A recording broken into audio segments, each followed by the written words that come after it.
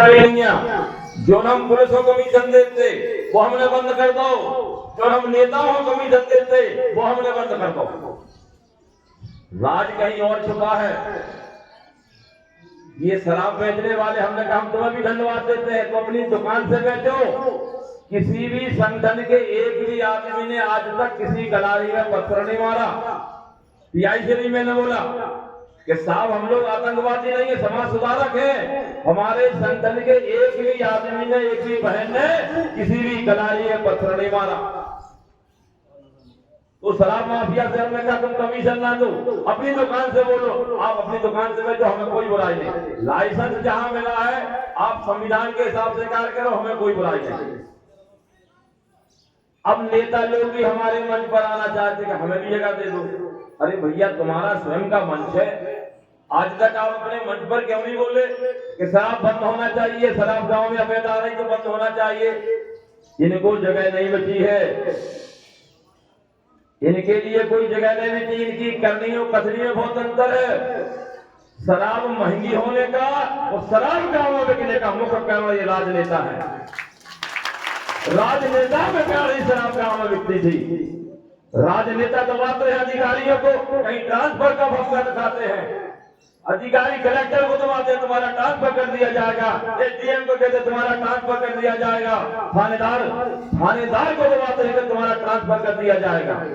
अधिकारी कोई गलत नहीं है, सारे नेता गलत है, ये कमीशन खाते हैं। नेताओं को सबसे ज्यादा बुरा लगा है, इनकी मजबूरी है अपने मंच पर आने का, मगर कोई अधिकारी गलत नहीं दमोह जिले का, ना कलेक्टर गलत है, ना एसपी गलत है, ना कोई जिले का कोई अधिकारी गलत है। मैं इनकी प्रशंसा करता हूं मंच से, ये सारे लोग हमारा सहयोग करते हैं। मगर नेताओं के कर दबाते हैं कि तुम्हारा ट्रांसफर कर दिया जाए, मजबूरी है अधिकारियों की। हम अधिकारियों को धन्यवाद कहते हैं कि आप लोग जो हमारा सहयोग कर रहे हैं, हम इसके लिए हम आपको धन्यवाद देते हैं। सभी लोगों से निवेदन है, प्रार्थना है, इस कार्य में बड़ी निष्ठा और लगन से काम करें। देखो सिविल आने वाला है, किसी प्रकार का कोई उलझन नहीं बनाना है कि अपन उसमें फंस जाए। कल एक भाई हमें कहा, वो हमें गाली दे रहा था, तो मैंने यही कहा दे देने तो यार, अभी थोड़ा सा समय अभी अपना ये अपन उसमें फंस जाएंगे तो यहाँ अपना मूवमेंट बदल जाएगा। तो ये क्या जो गाली देगा वो ठीक आदमी तो होगा नहीं। अब वो कहां से दे रहा है गाली? गुजरात से। अब बताओ हम गुजरात लड़ेंगे क्या होगा? हमारा समय खराब हो जाएगा उसमें। इसलिए हमारा निवेदन है कि उलझे ना, इस कार्य में बड़ी निष्ठा और लगन से लगे। हमारा बहनों से भी अनुरोध है, बहुत आनंद आता है आप जाएंगी गांव में कार्य करने। जो बहनें जाती है बड़ी आनंदित रहती हैं, उनकी बहुएं भी आनंदित है, वे भी आनंदित। जब अपनी सास को फोटो देखा था, वीडियो देखा था, हमारी सास कम से बोल रही है, तो बहू भी पसंद हो जाती है। मगर हमारा एक निवेदन और है कि बहुओं को साथ लेकर चले, बहुओं का साथ भी बैलेंस बनाए और अपने बच्चों का भी बैलेंस बनाए। परिवार में किसी प्रकार का कोई विवाद नहीं होना चाहिए। सभी संगठन के लोगों से निवेदन है, प्रार्थना है कि विचारधारा पर अटक रहे।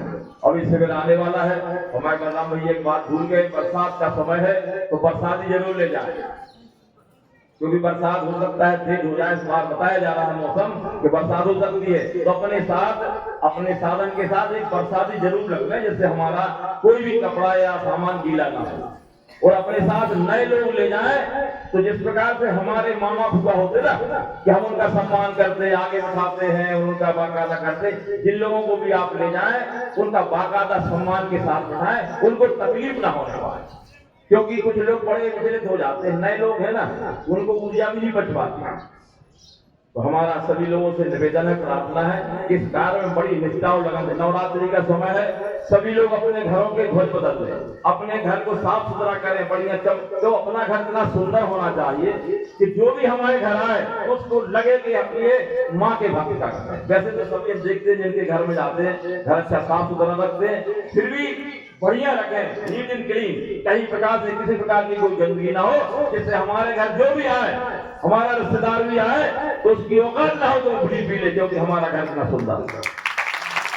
जब हमारे घर की जो रोचकता होती है ना, तो सामने वाले की औकात नहीं होती कि वो नशा करे, उसको डर लगता है। कभी कभी मैंने देखा बाहर निकल के पीछे चला जाता है, बुरी पी के आ जाता है, क्योंकि उसको डर लगता है। लोगों के दिमाग में ये तो बात आ गई कि संगठन की लोगों की विचारधारा है, मगर हम अपनी विचारधारा पे आगे फिर चले। जो नए गुरु भाई आए हैं उनसे भी निवेदन में कहना चाहता हूँ, भाइयों ब्रह्ममुहूर्त में उठ जाना और पूजा जरूर करना।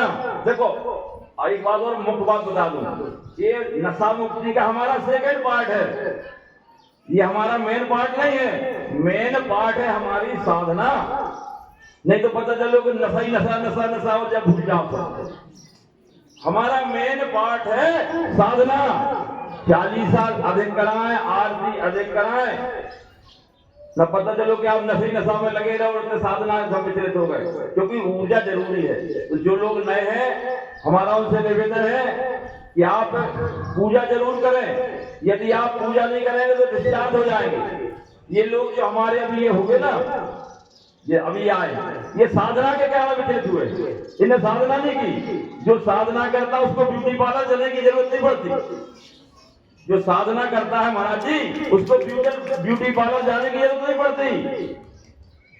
ब्यूटी पार्लर बहुत महंगा 5-5 हजार रुपया लगता है, बहनें जानती। तो इसलिए हमारा निवेदन है कि ब्यूटी पार्लर मत कर जाएं, माँ की साधना नित्य प्रतिदिन करें। इतना ही पर्याप्त है। बहुत आनंद आता है कार्य करने में जहां भी जाते हैं। जो लोग ये VIP कार्ड आए हुए ब्लॉक अध्यक्ष जो है वो इन कार्डों को लेकर जाएंगे जहां भी उनको देना है। तो उन कार्डों को जो ब्लॉक अध्यक्ष है हमारे बलराम भैया रखे हुए, मीटिंग भी होगी ना, इसके बाद मीटिंग होगी और मीटिंग में सभी लोग रुके। कुछ बातें ऐसी होती हैं जो हम यहाँ नहीं